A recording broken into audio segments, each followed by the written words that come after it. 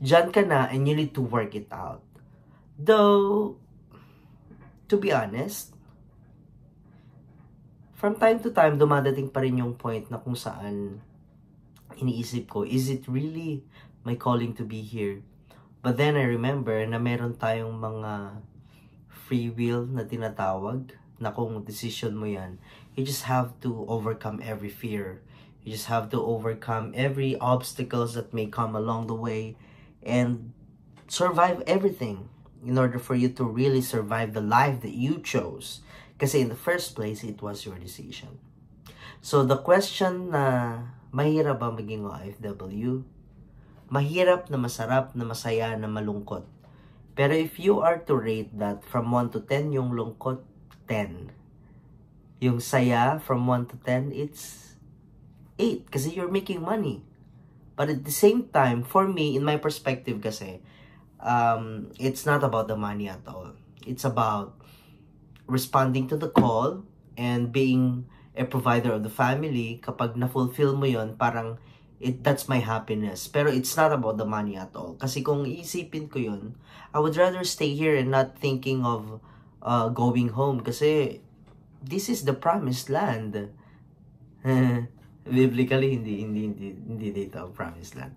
But anyway, what I'm saying is, madaming pera dito kapag kinonvert. Pero the salary that I am getting na nagtatrabaho dito is somewhat far away from what I expected, since kapag mga lalaki dito mahirap makahanap ng trabaho, especially mostly kasi part-timers ang mga lalaki dito. May mga full-time, pero sabi nila pag may full-time ka na, swerte ka.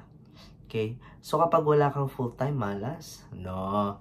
It's just a matter of timing. It's just a matter of kung paano ka magpagal sa sitwasyon mo, and you need to really be patient. When you are here, you need to be patient and work everything out for your own good. Okay? So when I got here, the hardest part is when I started to decide na magstay here. The hardest part of being here now is to, of course, to adjust doon sa kultura nila. Madami akong nakikita na culture dito na taliwas sa nakalakhan kong kultura doon sa Pilipinas. Pero natutuwa ako na may mga pag-uugali sila dito na madalang kong nakikita sa Pilipinas. May mga paraan dito ng pagpapakita ng respeto na iba doon sa pagpapakita ng respeto sa Pilipinas. And somehow it is very interesting to really learn this culture, and it allows me to explore and to enjoy exploring France even more. Ang arte. Anyway, so nasagot ko yung tanong kung mahirap bang maging OFW. Depende. Nakadepende yan sa kung paano mo tanggapin yung sitwasyon mo. Pero if I will to elaborate my statement, mahirap kung ang physical na katawan ang ginagamit for you to earn the money. Of course, lahat naman gumagamit ang katawan. In a way na, not in the way that you are thinking. In a way na nagtatrabaho ka. Okay, to be honest, ito na. I-reveal ko sa inyo kung ano trabaho ko dito. I'm a cleaner. I'm a babysitter. I bring a child of another Filipino here sa school, and I'm being paid for it. And that's fine.